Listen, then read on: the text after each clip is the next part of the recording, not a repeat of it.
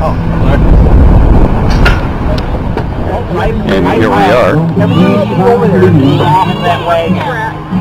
at the 7th Annual Hillsdale County Coalition for Peace and Justice Music Fest and political jamboree.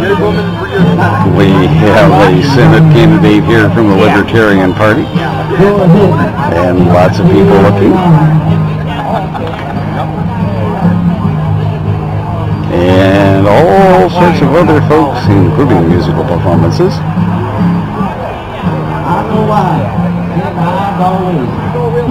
And there's Scotty again.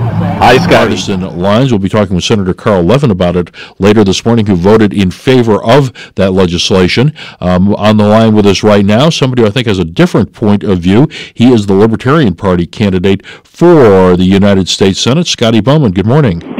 Good morning, Walter. How are you doing? Doing very well. Appreciate you calling in this morning, Scotty. And if you could just, basically, why is it that you feel that this legislation is a bad move for the United States and the taxpayers? Well, in general, libertarians strongly oppose the government taxing its citizens to give anybody money.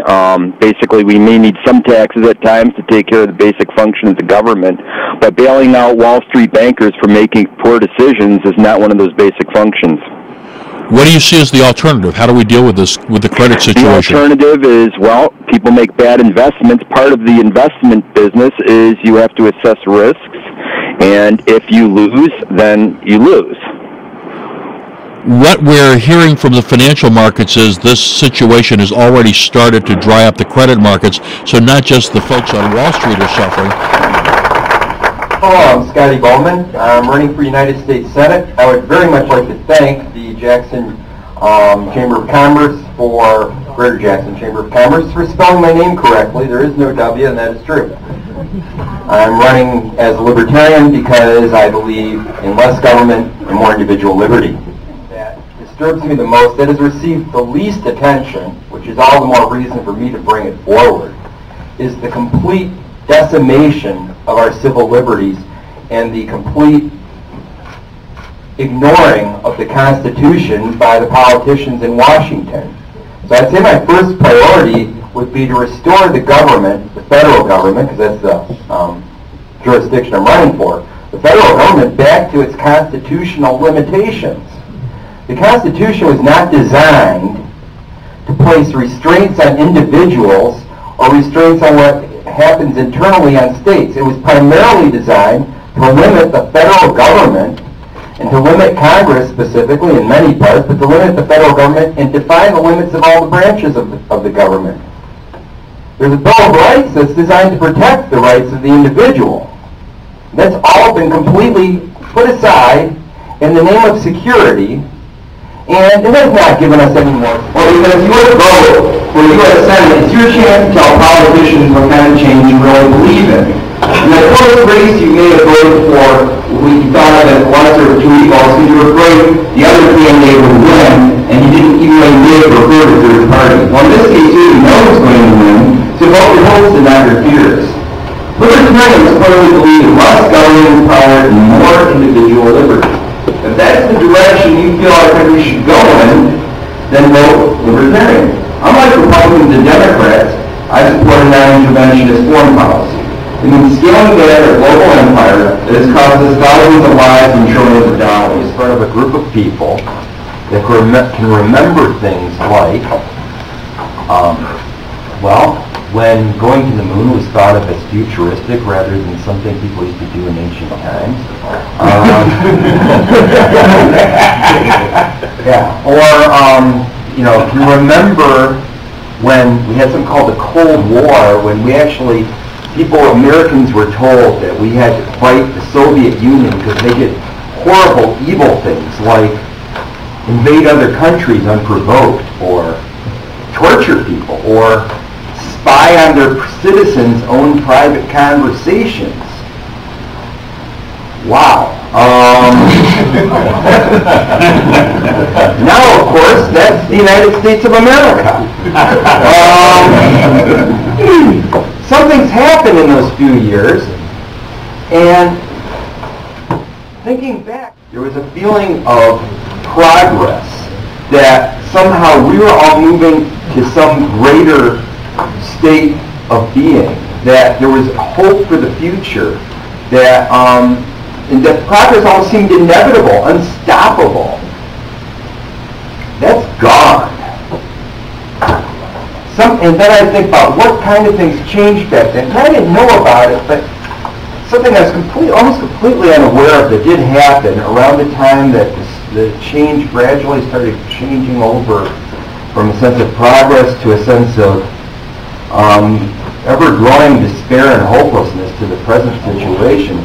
Really, one thing that I think may have been a starting initiative was the removal of the gold standard. And it seems like an esoteric academic point, but what's happened since then, when you look at the economy and how confident people are about things, now as a libertarian, I'm not for a lot, I'm very much against a lot of government spending on things, but even if I was for it, I'd like the money, if I was for it, I'd be for the money that the government spent being worth something. That we could actually give people something with that money, if indeed, well, I mean, I actually don't believe the government gives. We could take away something that's worth something and give it to people that the government would feel is more deserving. But we don't even have, the money itself isn't worth anything. No economy is sustainable given the way we're going now, be it capitalist or socialist or whatever. But the wealth is now depleted by the fact that the money isn't backed by anything. We've been building on faith for all these years. So your savings has been robbed from you by this Federal Reserve System that has not been audited. By the way, it's not federal and it's not a reserve. Private business.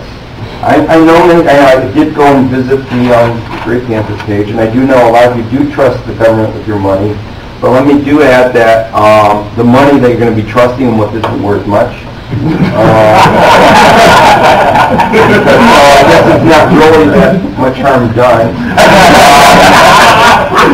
I would support a full audit of the Federal Reserve System and ultimately return to the gold standard. Now, it may be hard to engineer that with a big bureaucracy, but the least we could do is allow for private competing currencies. There are people who actually sold coins called Liberty Dollars. They got busted by the government for selling honest money that was worth something. I guess they were afraid that they might put paper fiat notes out of business or something. But if you vote for the Democrats, you're saying you're happy with what they're doing, and if you vote for Republicans, you're saying you're happy with what they're doing. Most of the time, they're doing the same thing. Basically, I'm saying vote libertarian if you'd like to see less government intrusion in your life at all levels, especially but at any level, we are for smaller government.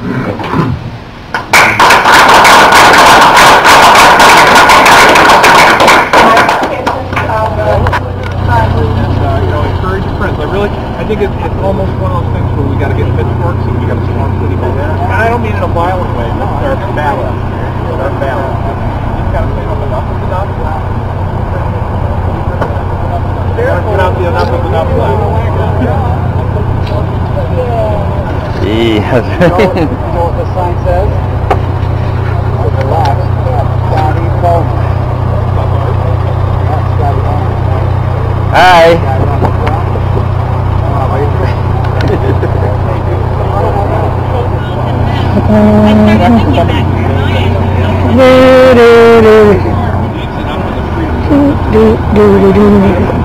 Hi, baby. Hey, dear sweetheart. Hello. Yeah. Hi, Daddy. Hello there. Yeah, that's right.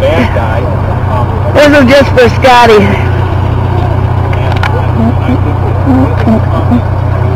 Hi there, Channel 13. Usual. Democrat and Republican, but that's about it. It's like nobody else exists. So everybody got together, and here we are. Okay.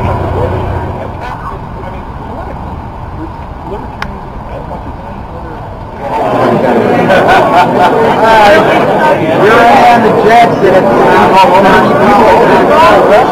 People go around and then they vote for you on a little laptop.